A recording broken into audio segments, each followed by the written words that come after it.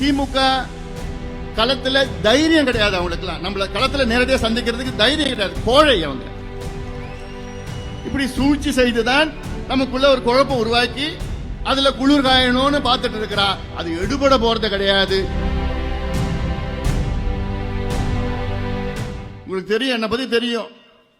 என் தம்பிகளுக்கும் என் தங்கைகளும் ஏதாவது இருந்ததுன்னா நான் அன்புமணி சும்மா இருக்க மாட்டேன். உங்களுக்காக என்னைக்குமே நான் உங்க உடனே இருப்பேன். நான் இது ஏதோ சும்மா நான் பேசணும்லாம் இல்லை, உணர்வுபூர்வமா நான் சொல்றேன். அது எல்லாருக்கும் தெரியும். வேற அதுதான் உங்ககிட்ட நான் எதிர்பார்க்கறது. இன்னைக்கு உங்களை அழைச்சி பேசுறதுக்கு காரணமே இதைத்தான். நீங்க அங்க வர போறீங்க, உள்ளாட்சியில நீங்க தான் அங்க வெற்றி பெற போறீங்க. ஆனால் அதுக்கு முன்பு வருகின்ற சட்டமன்ற தேர்தல் 2026 சட்டமன்ற தேர்தல் நம்முடைய கூட்டணி வெற்றி பெற வேண்டும். விரைவில் நாம் மிகப்பெரிய ஒரு மெகா கூட்டணியை அமைக்க இருக்கின்றோம். மிகப்பெரிய ஒரு கூட்டணி நம்ம கூட்டணி தான். 100 விழுக்காடு வெற்றி பெற போகுது. அது வேற மாற்று கருத்து கிடையாது. அதுல ஒண்ணு மட்டும் உறுதி ஆயிடுச்சு. இன்னைக்கு திமுக படுதோல்வி அடைய போகுது. படுதோல்வி அடைய போகுது, அது உறுதி. ஏன்னா இன்னைக்கு நம்ம கட்சிக்குள்ள குழப்பம், அதுக்கு காரணம் திமுக காரணம். இப்ப கடந்த நம்ம கட்சி தொடங்கி கிட்டத்தட்ட 36 ஆண்டுகள் ஆகிறது. வன்னிய சங்கத்தில் கிட்டத்தட்ட 45 ஆண்டுகள். இந்த 50 ஆண்டுகளாக 60 ஆண்டுகளாக திமுகவுடைய சூழ்ச்சி என்னன்னா, வன்னியர்களையும் பட்டியலின மக்களையும் சேர விடாம பாத்துக்கிறது. சூழ்ச்சி செய்து 2 சமுதாயம் சேரக்கூடாது. சேராம இருந்தா அவங்க வெற்றி பெறுவாங்க. இங்க ஒரு கொளுத்தி விடுறது, அங்க போய் வேற கொளுத்தி விடுறது, சண்டையை மூட்டி விடுறது, இவங்க சொன்னாங்க அவங்க சொன்னாங்க, இப்படி மாத்தி மாத்தி மாத்தி மாத்தி சொல்லி சொல்லி இந்த 2 தமிழ்நாட்டில் உள்ள 2 பெரிய சமுதாயம் சேர விடாம பாத்துக்கிறது யாருன்னா இந்த கேடுகட்ட திமுக. இது உங்களுக்கும் தெரியும், எல்லாத்துக்கும் தெரியும். இப்போ அது எடுபடல. இப்போ அதனால என்ன பண்ணிட்டு நம்ம கட்சிக்குள்ள வந்துட்டாங்க.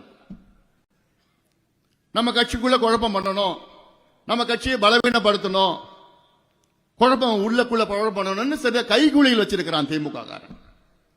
இந்த கைகூலிகள், இந்த துரோகிகள், தீய சக்திகள் எல்லாம் இன்னைக்கு ஐயாவை சுத்திட்டு இருக்கிறானுங்க. இப்போ அது எதுவும் பேசக்கூடாதுன்னு பாக்குறேன் நான்.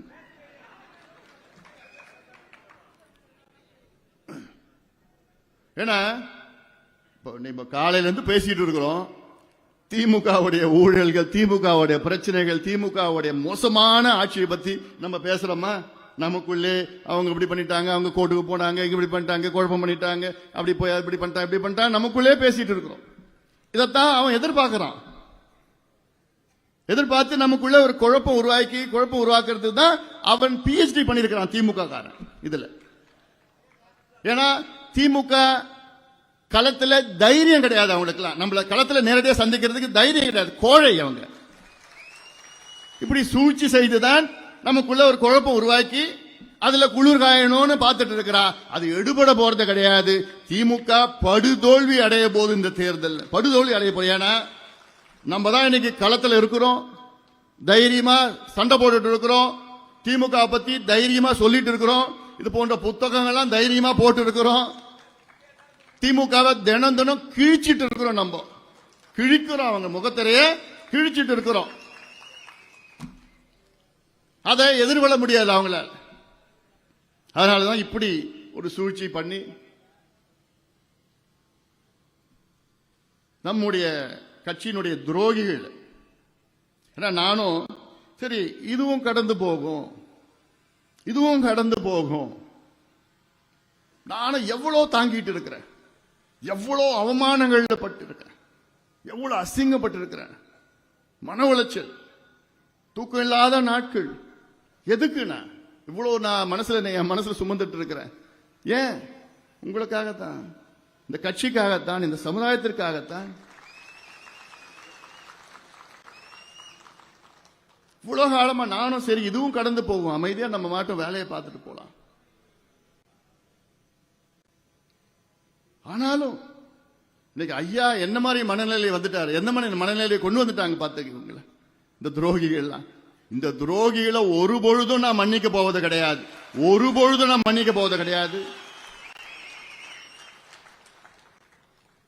நானும் சொன்னாங்கல்ல, பார்த்துட்டு தான் இருக்கிறாரு, பார்த்துட்டு தான் இருக்கிறேன், என்ன நடக்குமோ நடக்கும். இந்த ஒரு 3 மாசத்துல எவன் ஜெயிலுக்கு போறான்னு பார்த்துட்டு தான் இருக்க போறீங்க. சும்மா விட போறதில்ல நான். செய்திகளை உடனுக்குடன் தெரிந்து கொள்ள கீழ்கண்ட கேபிள் மற்றும் டிடிஎச் நெட்வொர்க்குகளில் எம்நாடு செய்தி தொலைக்காட்சியை காணுங்கள். பாதகம் செய்பவரை கண்டால் நாம் பயம் கொள்ளலாகாது பாப்பா. மோதி மிதித்து விடு பாப்பா, அவர் முகத்தில் உமிழ்ந்து விடு பாப்பா. அண்மை செய்திகளை உடனுக்குடன் தெரிந்து கொள்ள இணைந்திருங்கள் எம்நாடு தொலைக்காட்சியுடன்.